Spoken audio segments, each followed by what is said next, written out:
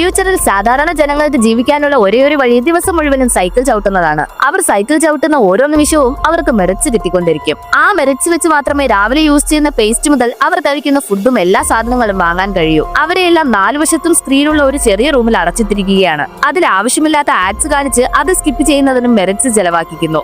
അപ്പോൾ ജോൺ എന്നൊരാൾ ഒന്നിനും ചിലവാക്കാതെ ഏകദേശം 15 മില്യൺ മെറിറ്റ്സ് കളക്ട് ചെയ്ത് വെച്ചിരിക്കുന്നു. ഒരു ദിവസം ഈ ഫെസിലിറ്റിയിലേക്ക് എമിലി എന്നൊരു പെണ്ണ് വരുന്നു. അവളെ കണ്ടതും ജോണിന് അവളെ വളരെയധികം ഇഷ്ടമാവുന്നു.